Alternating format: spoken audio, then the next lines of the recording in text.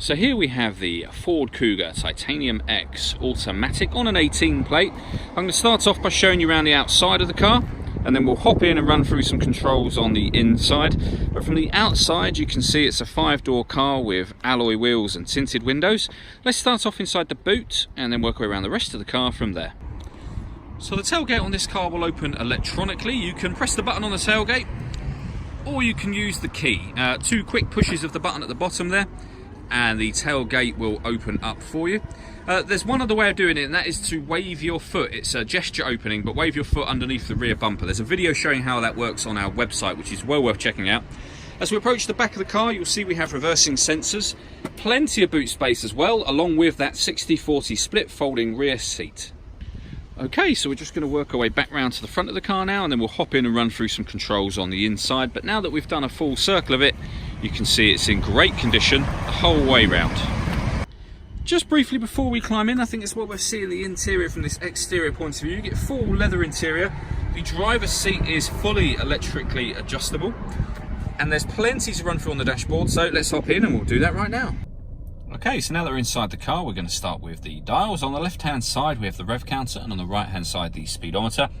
At the bottom in the middle, we've got the fuel gauge and coolant temperature gauges.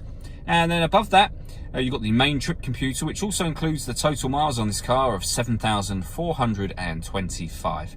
To the right-hand side of that, it will show you what gear this car is currently in. So we're in P for park at the moment. Whatever gear you change the car into will be highlighted on there, as you can see.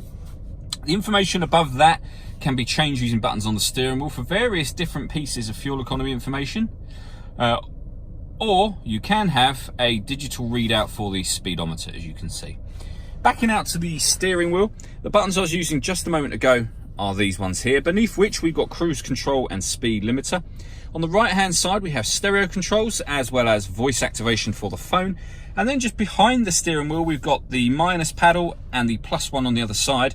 That is so that you can change gear manually on this automatic gearbox should you wish to. Over in the centre we got the touchscreen radio, amongst other things. This is where you'll pair your phone. Search for your vehicle on your device and select it once it is found. We can go back a page. If you want to listen to music, you can do. There's plenty of ways of doing that as well. So we have AM and FM radio. We've also got DAB digital radio. There's a CD player. You can stream music wirelessly via Bluetooth audio down here. And there are 2 separate USB inputs, so plug in devices to either of those and they'll appear up here as options as well. If we go back a page, we've then got satellite navigation. There's a full video showing exactly how this works on our website and on our Facebook page, both of which are well worth checking out. Below the stereo, we've got the volume and a couple of sort of basic stereo buttons there as well. We then have dual zone climate control, so you can adjust the temperature on the passenger side and the driver side. Fan speed up or down from here. You can determine where within the car you'd like the air to blow. We've also got a heated front and rear screen as well, as you can see there. Once you're happy with all of those settings, hit that button to turn the air conditioning on, and there's a little light that comes on in there. Or hit auto, and the car will maintain the temperatures that you've asked for by taking control of the fan speed itself, which you can hear it doing now. To override that, just readjust the fan speed accordingly. At the bottom here we've got heated driver and passenger seats, both with 3 different heat settings each. We've also got a heated steering wheel at the bottom there. The button next to that will open up the tailgate of the car electronically from inside the vehicle.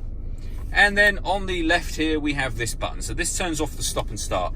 This car is designed to cut out when you're stationary in traffic to save you fuel. You can turn that system off from there should you wish to. We then have the fully automatic gearbox, a 12-volt charging socket, an electronic handbrake, and then in the central armrest, the 2 USB inputs that I mentioned earlier. The last thing I wanted to talk about is the panoramic glass sunroof on the car. So you can see that the sunblind is closed at the moment. Hit the button up here and it will open about 1/3 of the way back and stop. Hit it again and then that will open all the way to the back of the car there.